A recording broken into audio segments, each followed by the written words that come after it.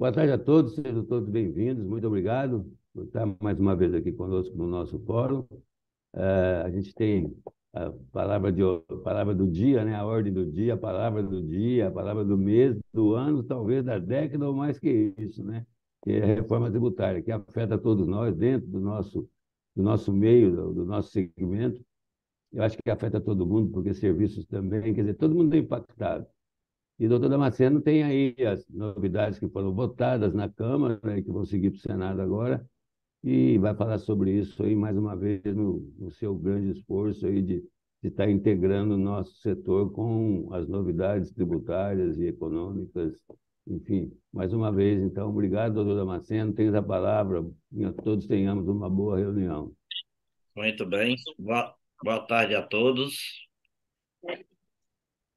Nós fizemos uma pauta de ordem do dia um pouco longa, mas porque diversos temas que nós vamos abordar são para efeito de atualização, que o foco principal mesmo é a reforma tributária, que, conforme a gente conversou no último encontro, tinha tudo para ser aprovada na Câmara, como foi aprovado naquela semana. É interessante é que as brincadeiras que circularam nas redes sociais é que o presidente da Câmara tinha que aprovar essa reforma até o dia 7, porque tinha comprado o ingresso para o Cruzeiro do Safadão e não podia perder o Cruzeiro do Safadão e com a cabeça tranquila, tranquila já iria, né, se divertir em altos mares ouvindo a música do Wesley Safadão. Mas isso não sei se é brincadeira, se é verdade, se ele comprou ou não comprou. Sei que ele se interessou bastante e conseguiu aprovar. E a aprovação pela Câmara Federal da proposta de reforma trouxe, mestre José, seja bem-vindo, trouxe, é, já nos detalhes finais, algumas modificações que a Câmara aceitou somente para dar quórum de aprovação, mas discutindo com os partidos de oposição ao atual governo, com promessas para alguns segmentos que, na verdade, causam um aumento da alíquota geral, da alíquota padrão, em virtude das exceções. E eles estão sonhando para que o Senado Federal corte alguma coisa para que volte à normalidade. Como eu disse, nós vamos abordar diversos temas e eu fiz o seguinte: eu inverti a ordem da sequência do convite para nós trazermos logo as comunicações, as atualizações e o último tema nós abordarmos, que é a reforma tributária, que nós podemos ainda questionar mais um pouquinho e debater. Um dos temas eu trouxe mais para esclarecer, porque recebi algumas ligações perguntando sobre a repercussão da decisão do Supremo Tribunal Federal em relação ao ICMS das transferências, já que circulou algum informativo, eu não sei de onde, eu não vi, informando que vai trazer um grande aumento de carga tributária para a cadeia de abastecimento. E isso não é verdade. Então, em virtude disso, é que eu trouxe esse tema aqui. Nós vamos, então, a partir de agora, apresentar o nosso institucional e, em seguida, vamos debater sobre os temas escolhidos para hoje.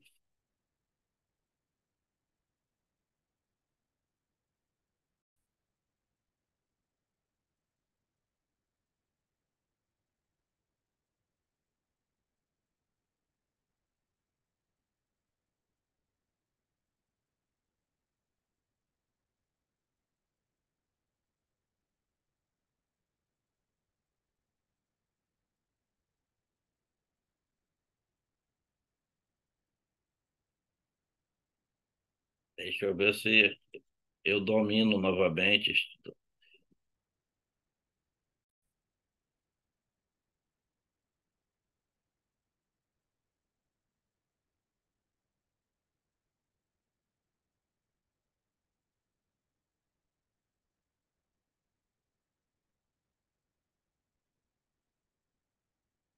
Como vocês estão vendo aí, nós colocamos como primeiro tema a reforma tributária aprovada na Câmara. Segundo, o Congresso aprova o PLP da desburocratização e as atualizações de ICMS nas transferências.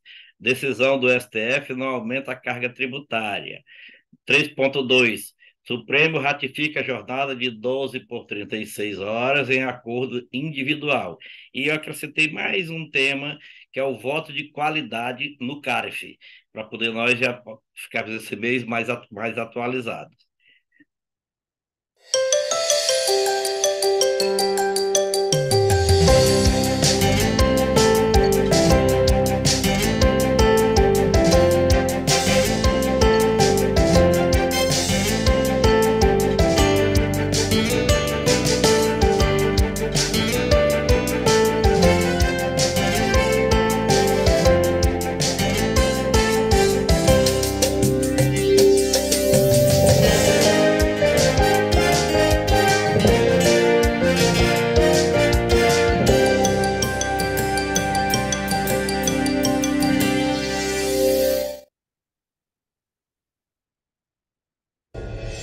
Existe no estado de São Paulo uma vibração que atrai pessoas de todas as partes do Brasil e do planeta, que escolhem a região para viver, concretizar sonhos pessoais e profissionais.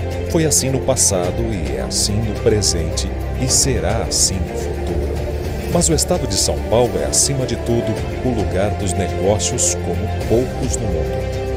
Dona do maior parque industrial e do maior PIB entre todos os estados brasileiros. Nesse cenário, um dos setores que mais tem contribuído para a integralização do impressionante PIB paulista é, sem dúvida, o atacado distribuidor do estado. Responsável por quase a metade do faturamento do setor em todo o Brasil, principalmente na comercialização de itens de uso comum das famílias, os agentes do atacado e da distribuição do estado de São Paulo respondem por uma fatia substancial do faturamento do setor em nível Brasil. A DASP, parceiros e associados, juntos. Construindo sempre mais pelo desenvolvimento econômico e social do estado de São Paulo.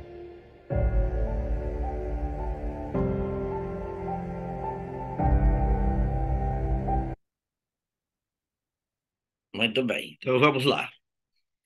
Congresso aprova PLP da desburocratização. Esse tema já foi abordado mais de uma vez aqui neste espaço, em nosso fórum, e é importante porque, se a reforma não tivesse saído, pelo menos nós teríamos uma amenizada aí nossas obrigações, porque este projeto ele traz mudanças nas obrigações acessórias, nas obrigações tributárias, obviamente, nas obrigações acessórias tributárias, reduzindo muito o trabalho dos empresários no controle do recolhimento dos tributos.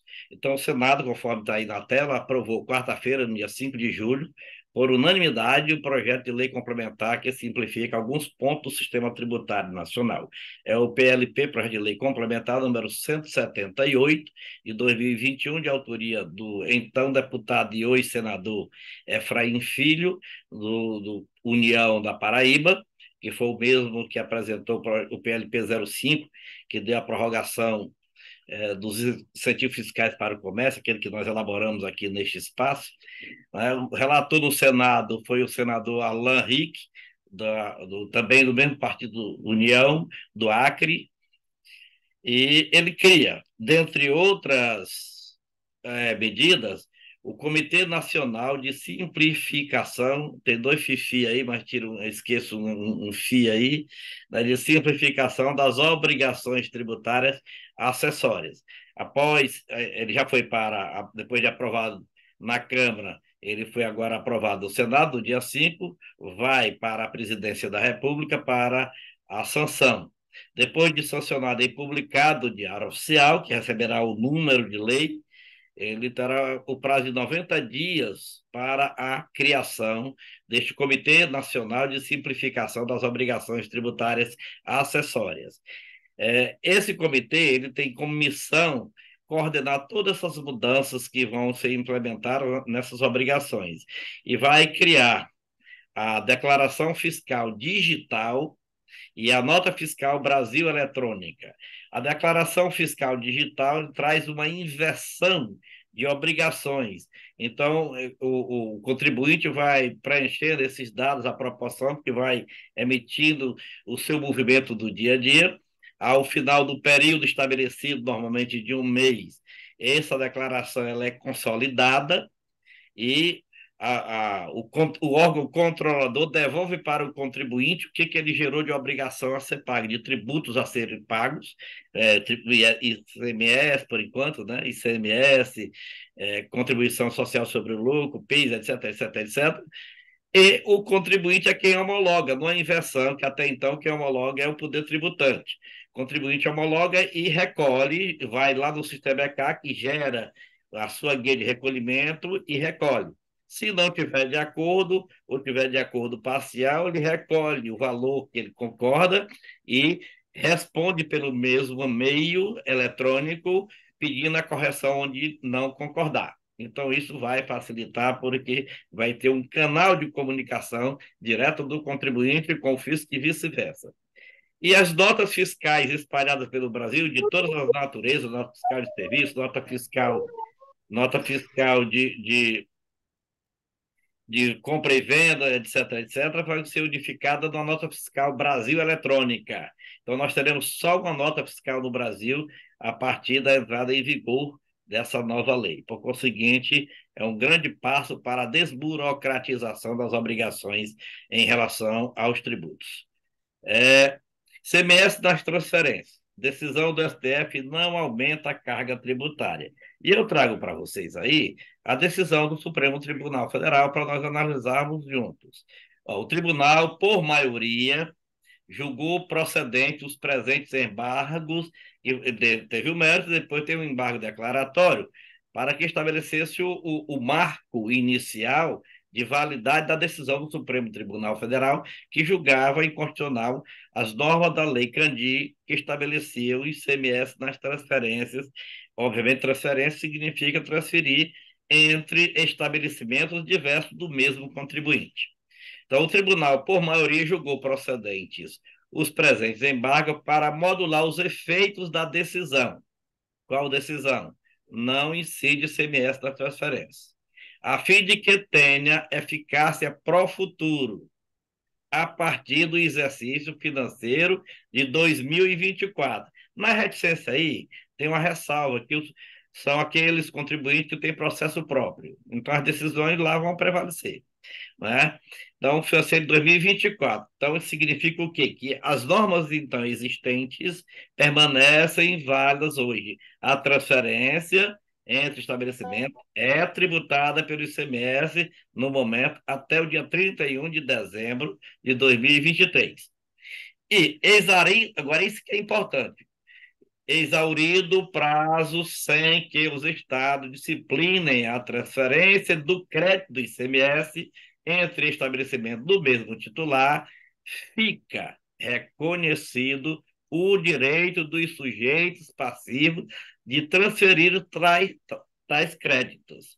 Concluindo, para declarar, aí eles concluíam, obviamente, a decisão, para declarar inconstitucional a legislação sem redução de texto, ou seja, não exclui, declara inconstitucional específico para aquela finalidade, mas não retira do texto da Lei Candir. Essas normas mantêm lá, obviamente, sem vigência, mas a decisão do Supremo não está mandando retirar. Então, nós temos aí o que analisar. A partir do dia 1º de janeiro de 2024, não poderá mais ter a exigência do ICMS nas transferências. Porém, o contribuinte não perde direito ao crédito, ele fica autorizado a transferir para o estabelecimento destinatário esse ICMS que ele vai utilizar para abater quando for recolher o ICMS na hora da venda para o varejo ou para o consumo.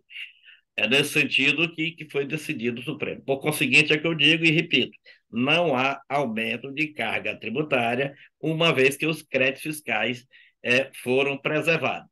E, regulamentando essa decisão do Supremo, foi aprovado no Senado Federal um projeto de lei complementar que regulamenta tudo isso e, inclusive, regulamenta a transferência dos créditos. É bom que se diga que nós, aqui nesse espaço, com o trabalho do doutor Fernando, E a nossa colaboração, nós apresentamos uma minuta de um projeto de lei regulamentando isso. Não avançou porque não houve unanimidade no seio das 27 entidades que representam o sistema ABAD. Assim sendo, não tramitou. Porém, o projeto que estava tramitando no Senado foi aprovado e agora foi para a Câmara Federal e até o final do ano, sendo transformado em lei, essa matéria será, obviamente, devidamente regulamentada. Ponto. Supremo ratifica a jornada 12 por 36 em acordo individual. Então, o Supremo Tribunal, por maioria, né, decidiu agora, no dia. Cadê quando foi? Dia 30 de junho passado, manteve a regra da reforma trabalhista, que é a Lei 13.467 de 2017, que permite a adoção, foi no governo do Michel Temer, aquela reforma trabalhista, que permite a adoção da jornada de trabalho de 12 horas, com 36 ininterruptas de descanso, por meio do acordo individual escrito entre o empregador e o trabalhador, observados ou indenizados os intervalos para repouso e alimentação. Ou seja, os intervalos que são previstos na legislação para repouso e alimentação, eles podem ser indenizados reduzido e indenizado pelo empregador ao empregado, ou ser utilizado como de repouso pelo empregado. O que é importante aí é o seguinte, é que a Confederação Nacional dos Trabalhadores em Saúde entrou com essa ADI, que é uma ação direta de inconstitucionalidade, querendo derrubar essa norma da Lei 13.467 de 2017, e o Supremo acabou de dizer que não, a lei é normal e que o empregador não precisa de acordo coletivo ou de convenção coletiva para estabelecer essa jornada de 12 por 36 diretamente com o empregado num documento, obviamente não pode ser de palavra, tem que ser escrito, num documento formal assinado por ambos. Prevaleceu, no caso, o voto do ministro Gilmar Mendes, foi quem deu o voto favorável, que foi o voto vencedor. Então, mais uma informação. E a última informação, antes da Alô? nossa reforma tributária, é o voto de qualidade do CARF. Foi aprovado o projeto de lei na Câmara Federal, que agora está seguindo para o Senado, dizendo o seguinte: lá prevaleceu um acordo firmado no Supremo Tribunal Federal por proposta da OAB, uma vez que a tendência era que o voto de qualidade voltasse a beneficiar o fisco em virtude de ser de ordem pública em detrimento do interesse privado do contribuinte. Então, como tinha a OAB propôs e foi aceito no relatório no relatório do relator na Câmara Federal e é aprovado pelo plenário da Câmara Federal. Então, diz o seguinte: os resultados do julgamento no âmbito do Conselho Administrativo de Recursos Fiscais, o CARF, na hipótese de empate na votação, serão proclamados na forma do parágrafo 9º do artigo 25 do decreto número 7.235, de 6 de março de 1972. O que quer dizer isso aí? É que será proclamado favorável ao fisco. É isso que diz o decreto. E vocês vão vendo aí que nós temos um decreto que foi recepcionado pela Constituição de 1988, e esse decreto está com força de lei, razão porque ele está sendo alterado por outra lei e não por outro decreto. Então, ele tem força de lei e está sendo aí alterado por um projeto de lei. Então, é na aprovação de uma lei que é o projeto 2834, já agora de 2023. Tem um detalhe importante no texto que foi aprovado. Havendo débito ou alguma obrigação questionável pelo contribuinte, isto será submetido de ofício, na própria decisão, ou a requerimento do sujeito passivo, do contribuinte, à Câmara de Mediação e de Conciliação da Administração Pública Federal. Essa CCAF será criada e regulamentada com esta finalidade de ser negociado. Inclusive, nessa Câmara, poderá haver o parcelamento do débito em até 12 parcelas, em até 12 meses, este valor aí. O mesmo decreto, que é o 70.235, de 6 de março de 72, tem o seu artigo 25 alterado com a inserção do parágrafo 9º-A, que já tem o parágrafo 9º, agora o parágrafo 9º-A. Ficam excluídas, essa que foi a proposta da OAB, ficam excluídas as multas, né? Então não terá multa. E cancelada a representação fiscal para fins penais, se já tiver havido uma representação e aberto um inquérito ou um processo criminal contra o contribuinte, isso será cancelado, será encerrado, né? Na hipótese de julgamento do processo administrativo fiscal resolvido favoravelmente à Fazenda Pública pelo voto de qualidade que nós estamos comentando, previsto no parágrafo 9º do mesmo artigo 25 do decreto 70.235. Resumo da ópera: o desempate será favorável à União, porém, será levado o assunto para a Câmara e lá poderá ser negociado um parcelamento em 12 parcelas, sem multa, somente atualizado pela taxa Selic. Então, é dessa forma que a coisa seguirá. Agora vamos para a reforma tributária. Reforma tributária na Câmara. Vamos lá. Primeiro, do jeito que nós já tínhamos comentado aqui, a proposta é a extinção de 5 tributos. Vocês estão ouvindo no noticiário que estão extinguindo 5 impostos. Não são 5 impostos, são 5 tributos. Desses tributos são 2 contribuições e 3 impostos. O ICMS, o ISS e o IPI são impostos. E o PIS e a COFINS são contribuições. Os 5 são tributos, né? Então, gênero, tributo, espécie, impostos e contribuições. E instituído o IVA dual, que é a CBS federal, aglutinando o PIS, a COFINS e o IPI. Lembre-se que sempre que comentou aqui ao longo dos tempos, esse IPI ia constituir um imposto seletivo. Ele agora vem para dentro da CBS e será extinto lá mais na frente. Isso também é criado o IBS subnacional, composto pelo ICMS e o ISS. Então, é dual por isso, porque tem uma contribuição federal e tem um imposto subnacional que vai ser gerido pelos estados, Distrito Federal e o ISS através de um comitê que será criado. Esse IBS, tanto o IBS como a CBS, são de digamos, não cumulatividade plena. Então, hoje nós temos a não cumulatividade relativa. A legislação infraconstitucional escolhe o que pode ser crédito, o que pode ser apropriado como crédito. É o caso da energia, que até hoje não é apropriado pelo comércio, pela prestação de serviços, somente pela indústria. Nesse novo, nesse IBS dual, nesse IVA dual, a não cumulatividade é plena. Tudo que for adquirido se virá de crédito para abater.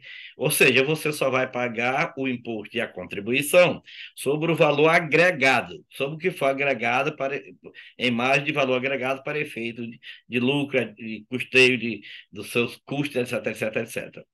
Também, como sempre nós falamos aqui, a previsão é que seja do destino. Para chegar...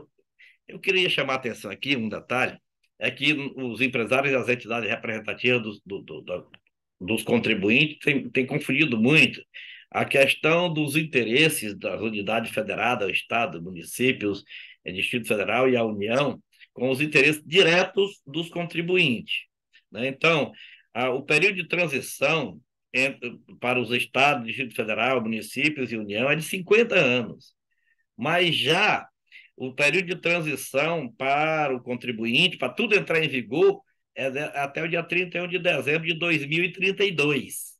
Então, é bem pertinho. Nós só temos o período que nós conseguimos naquele PLP 05, dos incentivos fiscais do comércio, que vai até o dia 31 de dezembro de 2032. Então, esse período, para que o IBS, que é o IBS subnacional, que substitui o ICMS e o ISS, seja todo destinado ao Estado ou ao Distrito Federal, onde está o consumidor final, ele vai levar 50 anos para tudo ser transferido. Então, 50 anos. Também o projeto traz a previsão de desoneração total das exportações e dos investimentos.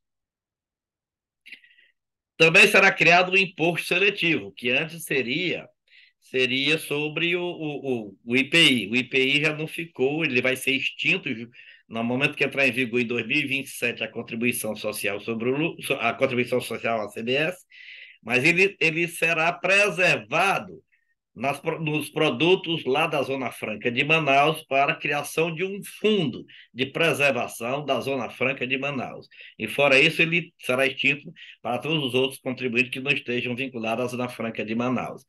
O imposto seletivo ele será criado sobre bens e serviços prejudiciais à saúde ou ao meio ambiente, conforme definição em lei complementar. E na negociação com o segmento mais forte que nós temos hoje no Brasil, que é o segmento do agronegócio, o governo irá negociar com o agronegócio se a lei complementar que cria o imposto seletivo poderá tributar os agrotóxicos e os defensivos ou não, com esse imposto seletivo. E se for, será com uma alíquota reduzida. Então, isso vai para o bojo da lei complementar própria que cria o imposto seletivo. As alíquotas.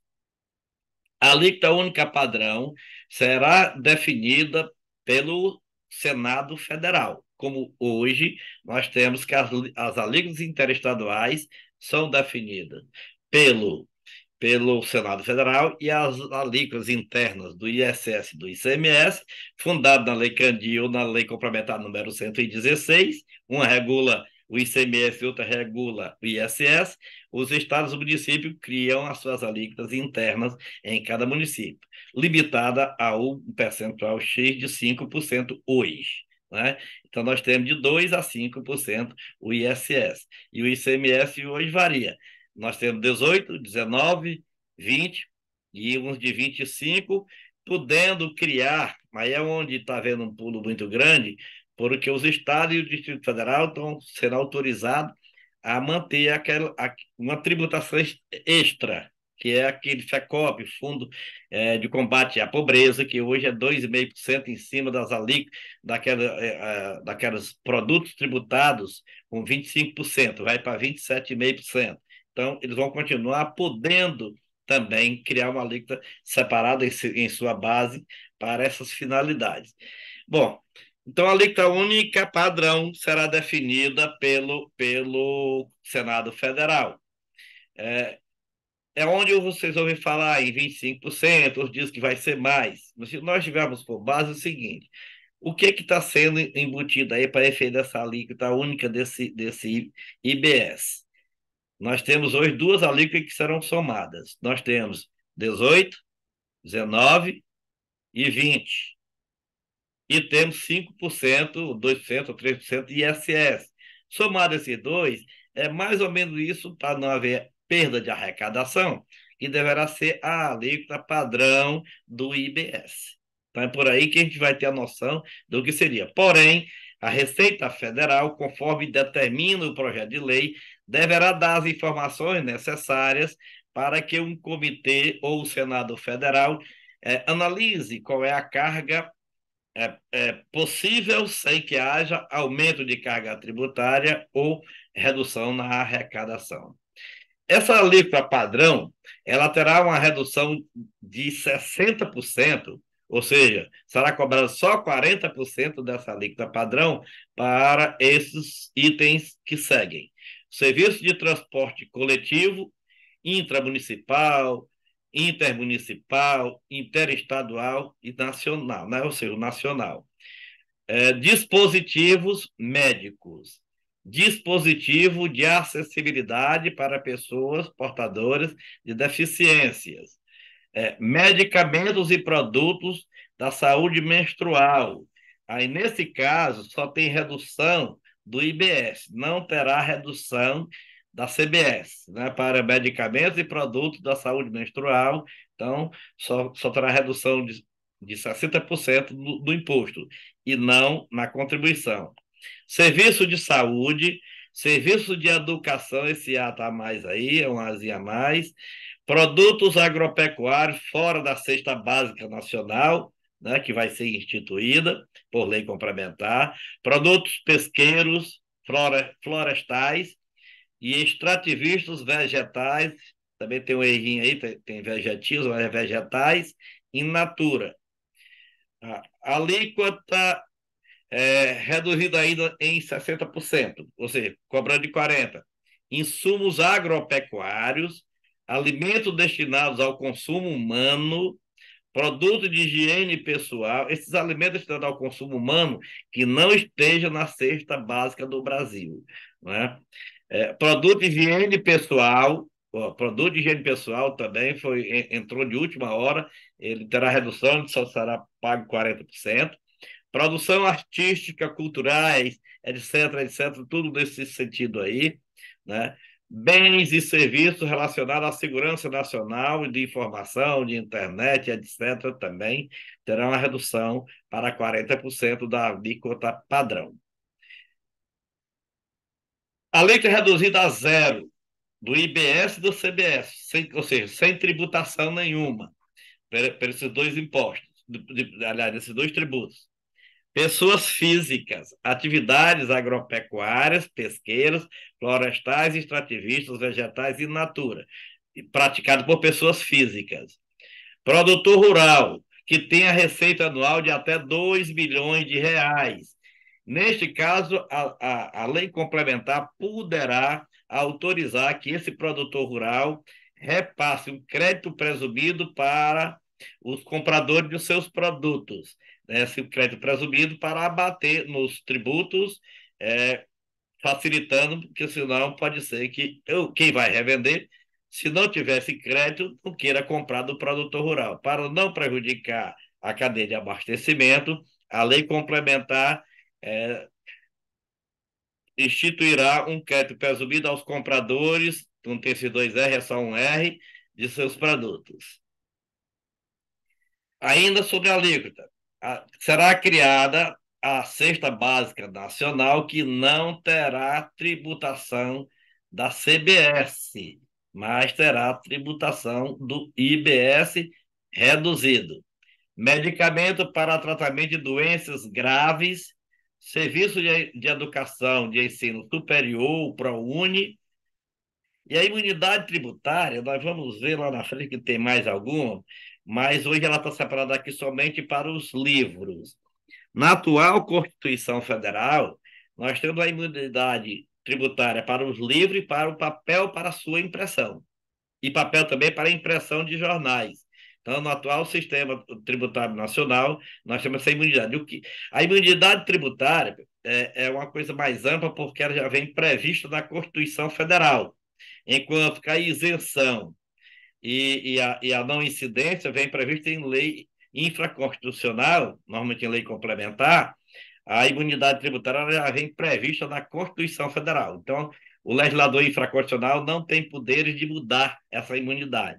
Então, hoje, com a reforma, através da PEC 45, que eu esclareço, a PEC 45 incorporou a PEC 110 na sua totalidade. Então, a PEC 145 está com essa redação, traz a imunidade tributária somente para os livros impressos. Cashback. O cashback, eles pensaram logo estabelecer na Constituição Federal como seria, e dizer que era para a redução da desigualdade de renda, de gênero e de cor, né? Se questionou muito isso, porque haveria já uma distinção muito grande e aumentaria a desigualdade se fosse falar de cor da pele, ou de religião, ou de mesmo sei lá, do jeito de gênero, do jeito da diversificação de gênero no Brasil. Então, na redação final, deixou só desigualdade de renda. E as outras desigualdades ficaram fora nesse cashback. A lei complementar vai regulamentar como é que esse cashback vai retornar para os contribuintes que tenham dificuldade na sua renda.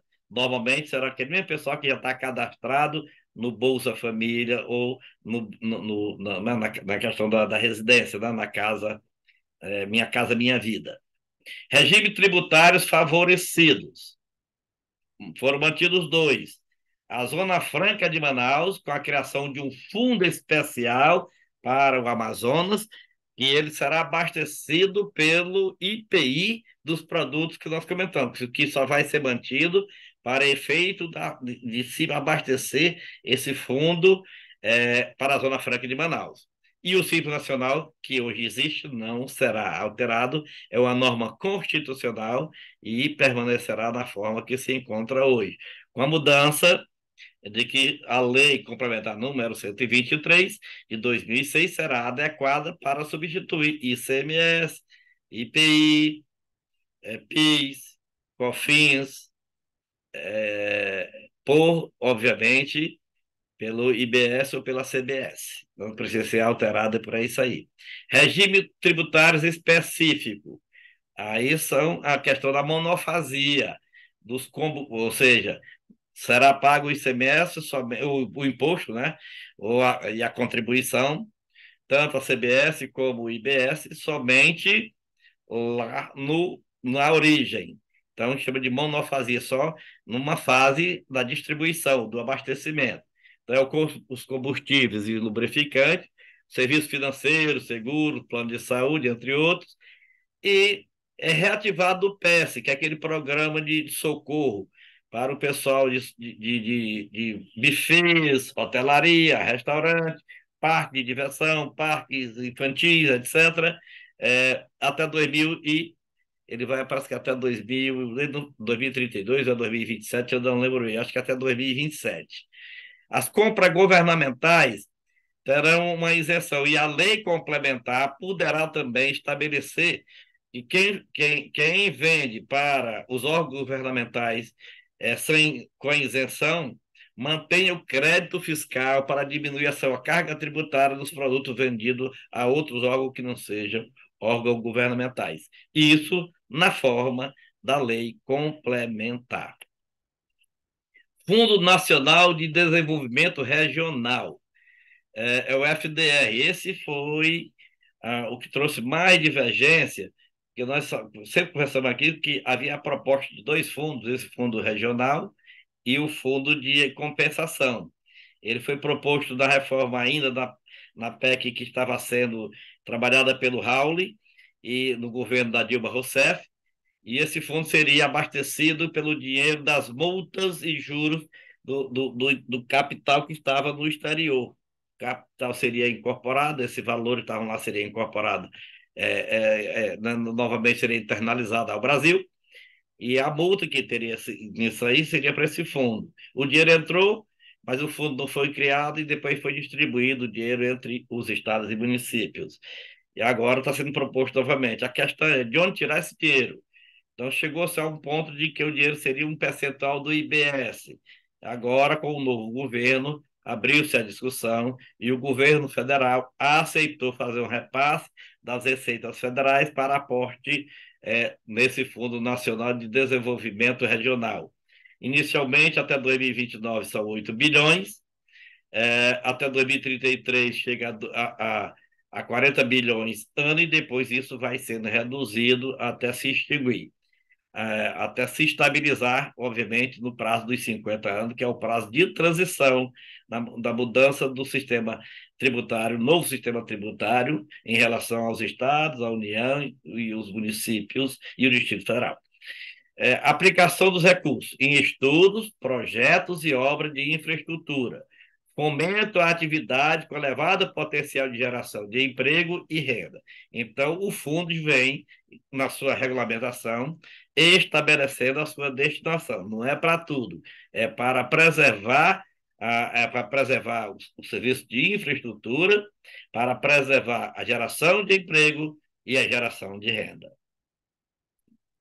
Fundo de combate, vocês estão vendo aí, esse recurso também da União para garantia de benefícios fiscais já concedido pelos Estados e o Distrito Federal até 2032. Veja bem, nós estamos falando daquele certificado da Lei Complementar número 160, aquele que nós conseguimos prorrogar para o comércio até 2032, então esse fundo é criado para suprir alguma perda com a mudança nesse período de transição. Então, é com recursos da União para garantir os benefícios fiscais já concedidos pelos Estados e o Distrito Federal até 2032. Não haverá, obviamente, criação de novos incentivos para preservar os já concedidos. Então, em 2026, é o período de transição, nós vamos começar. A gente comentou no último encontro que estava previsto que a transição para o contribuinte, no que diz respeito ao IBS, começaria em 2029. Então, seria 2029, 2030, 2031 e 2032. Mas, a pedido dos estados, por uma questão experimental e até de software, né, de sistema, ela vai começar já agora, em 2026. Então, entra em vigor em 2026. A CBS entraria com 1% e o IBS não entraria com nada. Então, foi a divisão. Então, a CBS entra em 2026 com 0,9% e o IBS com 0,1%. Isso será batido, da CBS será batido do PIS e da COFINS, e o 0,1% será batido do ICMS e do ISS na forma do regulamento. Em 2027, será extinto o PIS e a COFINS. Né? Será extinto o PIS e a COFINS e o IPI será reduzido a alíquota zero. Então, o IPI ficará a alíquota zero, permanecendo para a Zona Franca de Manaus, para aquele fundo que nós já comentamos, em 2027. O IBS continua com esse 0,1% até chegar a aumentar em 2029, aí volta ao sistema que estava previsto antes, 2029, 2030, 2031, 2032. Em 1º de janeiro de 2033, entra em vigor pela lei estabelecida na lei complementar. E acaba-se o ICMS e o ISS e entra em vigor o IBS. Então, a CBS entra em vigor plena em 2027 e o IBS entra em vigor pleno em 2033, em janeiro de 2033. Essa é a transição para o contribuinte, para chegar ao ponto de que o IBS vai ser definido ao Estado ou ao Distrito Federal, onde está o consumidor final. Isso vai passar 50 anos. Então, só no último ano dos 50 anos é que chegará ao final. Todo ano vai passar uma parcelinha, vai diminuindo no ponto, vai diminuindo do jeito que houve a transição de 2015 a 2022 do ICMS,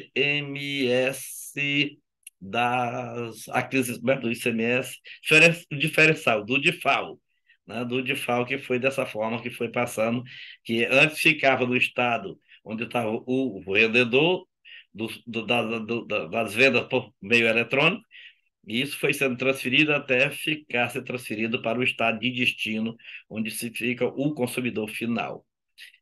O IPVA, novidade: jatos, helicópteros, iates, jet skis, quer dizer, esses produtos hoje não tem IPVA, né? Então, você compra uma motocicleta, uma mini motozinha daquela, e paga IPVA, mas quem compra um jato, quem compra um helicóptero, quem compra um iate, quem compra um jet ski, não paga IPVA.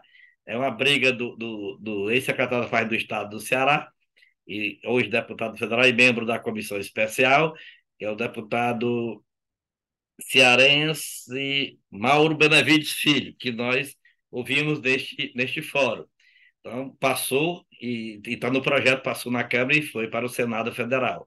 Agora, tem umas exceções, pessoal, que o pessoal está chamando de jabutis, e eles estão esperando, isso foi de última hora, que passou para poder ser aprovado e transparente que o Senado reveja. Essas aeronaves, esses produtos, helicópteros, etc., se for para aplicação no agronegócio, agrícolas, não terá o IPVA. As embarcações de pessoa jurídica que sejam utilizadas em transporte aquaviário, né, também não terá o IPVA. Embarcações para pesca industrial, artesanal, científica ou de subsistência, também não terá o IPVA. plataforma sem reboque, né? Aquelas plataformas de petróleo, aquelas balsas, aquele negócio, que elas se movimentam sem precisar do reboque. Então, elas também não terão o IPVA. Tratores e máquinas agrícolas também serão isentas do IPVA na forma da lei complementar, porém, isso é só regulamento, porque já vem previsto no bojo da Constituição Federal que não poderá ser tributado esses produtos aí nessas condições. Então, são exceções que foram apresentadas de última hora, já no final da história. Ainda tem, vamos lá, herança foi modificada. A progressividade do imposto de transmissão, causa, morte e doação, também agora foi estabelecida a progressividade, indo de 0 até 8%. É estabelecido pelos estados e o Distrito Federal. Os bens móveis, títulos e créditos, a competência passa para o estado de domicílio do recebedor, ou comprador, né? Então, os bens móveis do comprador, do recebedor, de quem vai adquirir esses bens. Então, não interessa onde está os bens móveis, estejam os bens móveis, os títulos de crédito, isso será pago esse imposto no estado onde fica o domicílio da pessoa que será destinada.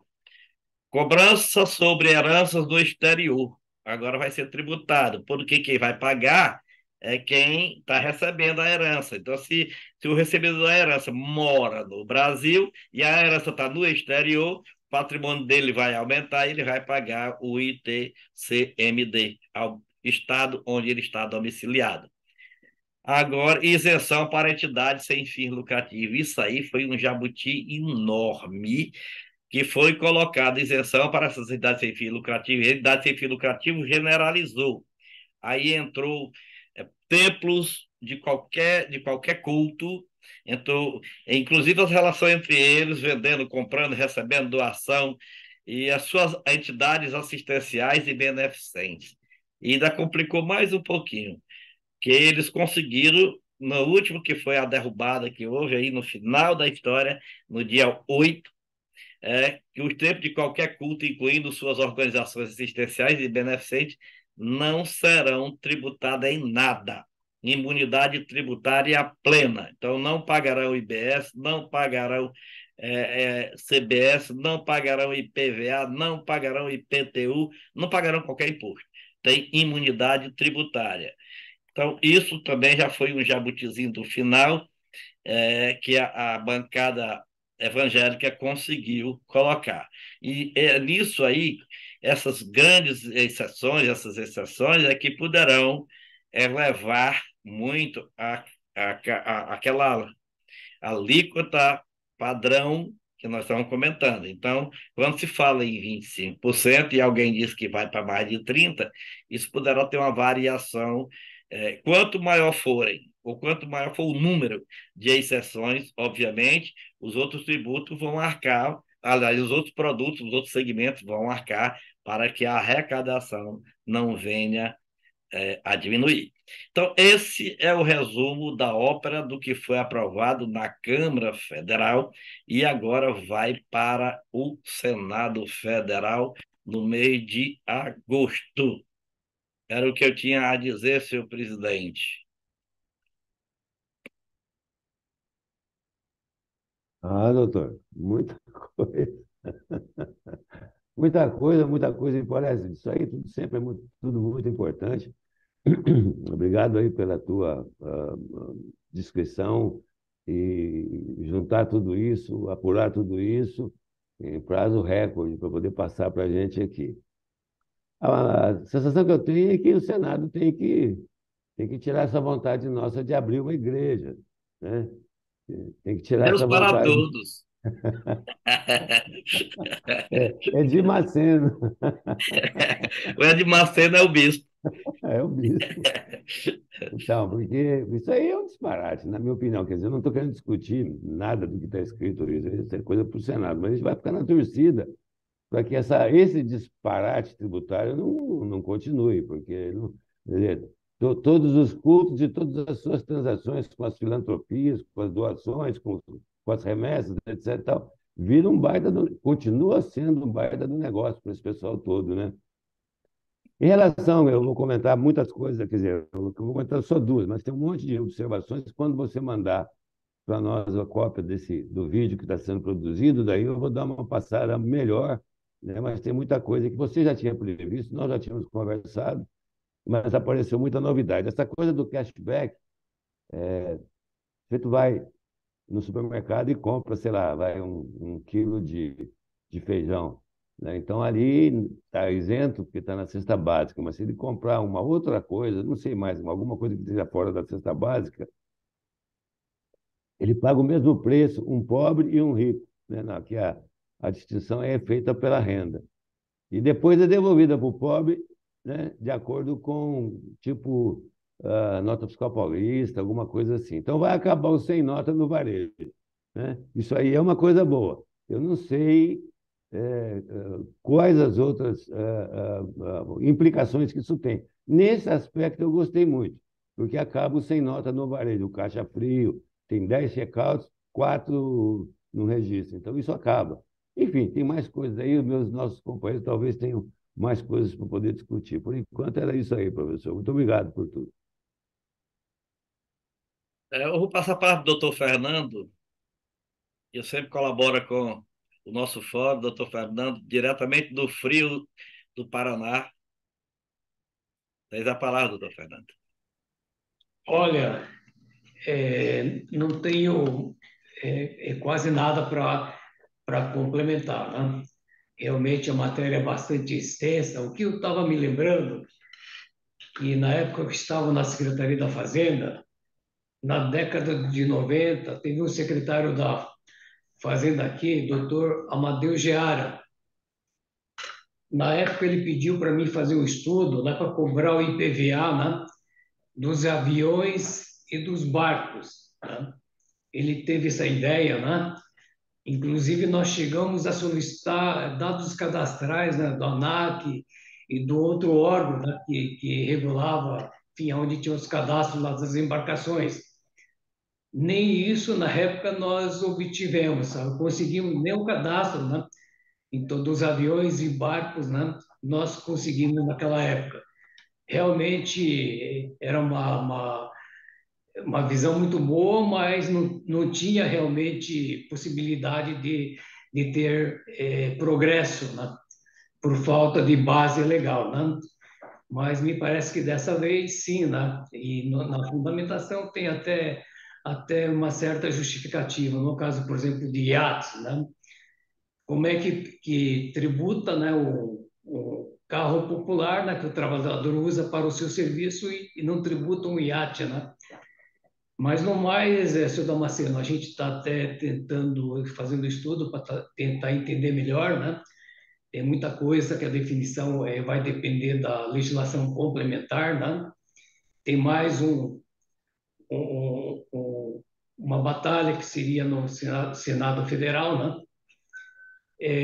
Eu acredito que no setor de prestação de serviços, né? Na qual nós nos incluímos, né? Vai ter uma tributação, um aumento brutal, né, de tributação, né? Então, eu acredito que na média, na carga tributária total, né, do CBS e do IBS, né, eu acredito que até vai ficar razoável, né? Mas, assim, individualmente, analisando individualmente, né, quem paga hoje, por exemplo, o ISS, né, vai passar a pagar IBS, né? Então o aumento vai ser assim bastante significativo. Mas a nossa avaliação é de que essa proposta, né, que foi aprovada é muito boa para o país, para a atividade produtiva, né? Realmente vai diminuir o custo, né, da administração tributária, né? Vai diminuir o contencioso, né? E trazer uma segurança jurídica para o conjunto da economia e vai abrir, sim, possibilidade, né, para que o país possa economicamente avançar. Então, em linhas gerais, seriam as minhas considerações. Muito bem, doutor Fernando. Só complementando o que o doutor Fernando falou, era impossível se tributar as aeronaves, os iates, etc., porque a previsão do fato gerador do IPVA era o transporte terrestre, né? Então, não podia, quando você estava na água, não podia, né? Então, se eu pegasse um carro e botasse ele para andar dentro da água, não precisava pagar IPVA. Então, o carro do 007 não pagaria, né? Porque ele mergulhava e tudo mais. Mas é porque a própria Constituição já trazia a previsão de que era transporte rodoviário. Por isso, o IPVA, o fato gerador seria isso. Alguém mais quer se manifestar sobre os temas abordados ou então trazer qualquer novidade? José, cadê o seu galo? Ô, Damasceno, tem uma crise rondando aqui a nossa arena que está terrível. Eu não sei se é falta de dinheiro, o que que o pessoal arrumou, mas que coisa, meu Deus do céu. Não anda para frente. Ô, eu vendo a sua explanação aí, eu fico pensando assim, qual que é a estimativa real, de custo tributário que imagina-se que nós vamos ter? Você tem uma perspectiva? Esse, Porque esse assim, estudo, esse estudo, olha, existe um compromisso, né? E a norma, o texto da própria PEC já está mandando para isso, que a Receita Federal tem que dar os dados necessários da projeção para que a alíquota seja feita em cima disso, para que não haja aumento de carga tributária. Então, se existe esse comando previsto na própria emenda, obviamente nos traz uma certa segurança. E foi colocado isso exatamente para o contribuinte ficar mais tranquilo, o empresário ficar mais tranquilo.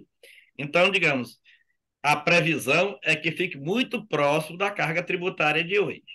Qual é a carga tributária de hoje, né? Então, cada é, segmento vai, tem um com 34, tem outro com 32, tem outro com 26. Então, há essa variação. Mas nós precisamos saber que nós estamos tratando só dos tributos sobre consumo.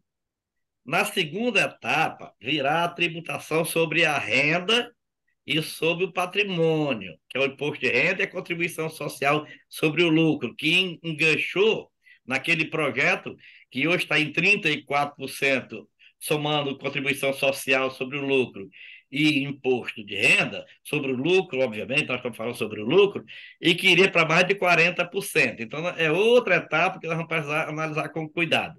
Mas eu acredito que alguns setores, conforme o doutor Fernando falou aí, vai ter uma penalizaçãozinha, mas, em regra geral, não haverá aumento de carga tributária.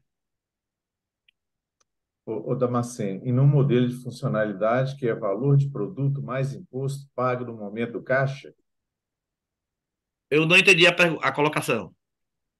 a funcionalidade da CBS, da IBS, será modelo americano, valor de produto mais valor de tributo pago no momento da compra, no caixa? Olha, o valor vai estar embutido no custo da mercadoria, destacado à parte, porque não vai ser sobre ele próprio, diferente do ICMS, é como hoje o ISS, no formato do ISS, né, destacado, Uhum. e vai ser recolhido pelo quem adquire a mercadoria, né? Isso vai para o comitê, que eu não coloquei aqui, mas vai ser criado o comitê. Esse comitê, ele hoje ele está sendo, ele não passaria, está com maior dificuldade, porque os estados produtivos de maior produção, como o estado de São Paulo, não aceitam se igualar em voto a um estado de pequeno porte, como, vamos dizer, o Piauí, o Sergipe. Então, foi feita uma paridade da seguinte forma: o Estado, a região e a população. Estão dizendo que beneficiou os estados do Sul e o estado do Sudeste. Eu não concordo, Uhum. porque hoje a população maior está concentrada no Sudeste, né? E a segunda população está no Nordeste, né? A Nordeste, sem população dúvida. está no Nordeste.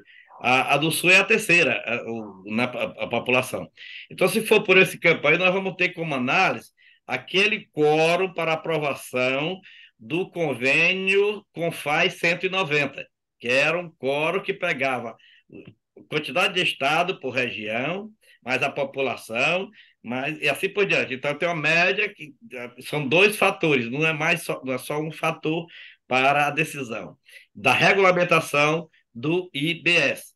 Então, esse dinheiro vai para esse fundo e para esse comitê, e esse comitê é que distribui para o destino, e vai fazendo isso durante os 50 anos, que é o período de transição.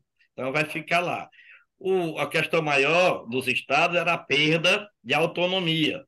Então, para poder eles não perderem a autonomia plena, eles vão compor esse comitê e vão poder instituir aquele valor. Inclusive, o agronegócio está pedindo a revisão, porque foi autorizado aos estados onde já tem a criação de um fundo para os produtos agropecuários in natura, né? Então, inclusive, para os estados que já têm.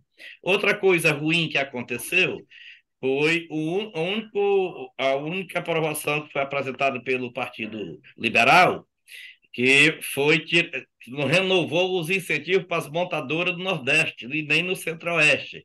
Então, uma empresa que estava sendo cooptada para ir para Camaçari, na Bahia, com incentivo fiscal, não vai ter o incentivo fiscal necessário para a sua instalação.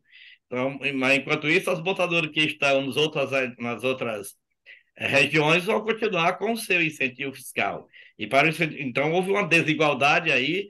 Eu acho que em relação à igualdade que devia existir regionalmente falando, o PL, que é o Partido Liberal, trabalhou contra essa isonomia, esse tratamento isonômico. Então, permaneceu um incentivo para algumas regiões e para outras, não vai haver a renovação a partir do momento em que entrar em vigor a nova sistemática que está sendo advindo dessa reforma tributária. Em resumo, eu acrescentei mais alguma coisa além do que você questionou, mas é nesse sentido. Muito bem. Na verdade, como disse o Sandoval, as dúvidas são muitas, né? A gente poderia até depois criar um fórum de perguntas escrito para a gente poder até discutir entre elas, porque assim eu vi no seu material você falando a respeito de combustíveis. Hoje nós estamos vivendo alíquotas que são da substituição tributária, né? Já cobrado na origem. E partindo para uma alíquota única, imagina-se que o combustível será cobrado da mesma forma em todo o país. Seria isso? Ou cada estado teria uma tributação de alíquota diferente? Existiriam alíquotas diferentes para combustível? Não, eles estão querendo na PEC colocar a monofasia, e sendo a monofasia, ele vai ficar nas distribuidoras, não será nos postos de gasolina. Uhum. Então vai ser na distribuidora, né? A distribuidora que vai concentrar a arrecadação e o repasse. Mas isso vai Tem depender da muita... lei complementar. Ainda tem o Senado ainda para analisar tudo isso, né, Tem o Damasceno? Senado. Nós prometemos que hoje entraria já o que andou, e muita gente não acreditava que andasse, e muita gente pedia, não vamos votar isso não. Mas se não votar um dia, são 35 anos de discussão. Uma coisa tem que sair, É, não vai sair 100% para ninguém. Não pode, não é sem possível, dúvidas. né? Então você tem que ir É, aprimorando, você tem que ir aprimorando, educando, fazendo. Mas alguma coisa tinha que sair, porque como estava, não podia ficar. Então é isso. é, Foi a única desse período todinho que chegou a todo mundo querer. União querendo, Estado querendo, Distrito Federal querendo, município querendo, contribuinte querendo, e até a igreja querendo não pagar nada. A imunidade. ah, É isso. Damasceno, sem abusar e fechando aqui o meu rol de perguntas, que já até passei do limite, Não, fica à é, vontade, com aqui é para relação, isso. com relação ao ICMS na transferência, eu pude perceber que, assim, não sei se eu entendi errado, mas permanece como está, né? Seja de uma forma ou de outra. Até o dia 31 de dezembro deste ano, não houve alteração, não há alteração. A partir de É, janeiro do próximo ano, não tem destaque na nota para efeito de recolhimento, mas pode ter destaque para efeito de transferência do crédito. ou seja, de aproveitamento do crédito da mesma forma como é feito hoje. Mesmo jeitinho, a decisão do Supremo está autorizando. Mesmo assim, tem uma lei tramitando, um projeto de lei tramitando, né, que já saiu do Senado para a Câmara Federal, que acredito que até o final do ano nós vamos estar com isso regulamentado. Ou seja, Doutor se explica de Damasceno, uma forma diferente. Pois não, doutor Fernando. se permite só um complemento, né? Na prática, né, do ponto de vista econômico-financeiro, continua igual, como você concluiu, José Aldo. É só o Mudamos modo tudo para escrever grande, diferente, né? exatamente. É por isso que Meu até Deus. aquela nossa proposta, né, também era nessa linha aí, né? Isso. Sem dúvida.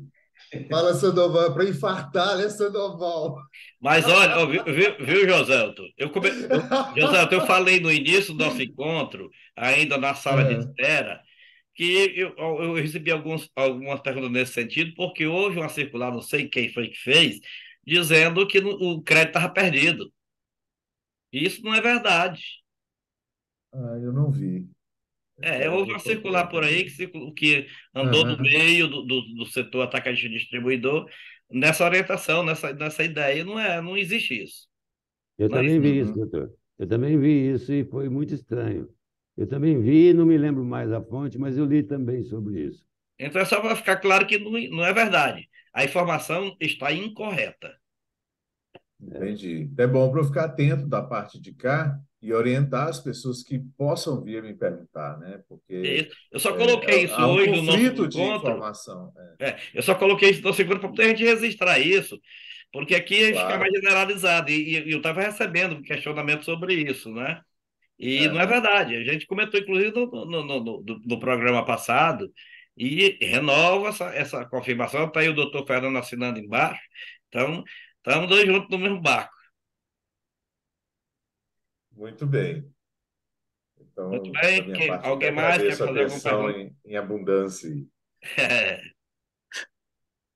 Alguém mais quer fazer algum questionamento? Se não, devolvo a palavra ao presidente para encerrar nosso encontro de hoje. Antes, porém, nós acredito que nós não tenhamos novidades mais neste mês de julho. Então, nós vamos transferir o nosso próximo programa para a primeira segunda-feira de agosto. Já está programando as férias aqui nesse intervalo, né, Rapaz, eu Damasceno? tenho tanto que fazer ainda nesse Vai mês de curtir a julho. praia de Fortaleza, ó, Eu quente. estive lá em Santiago e trouxe assim, umas boterras. Os vinhos. Eu trouxe umas boterras, né, de wine e preciso atualizar o seu teor. Está muito bem posto, Damasceno.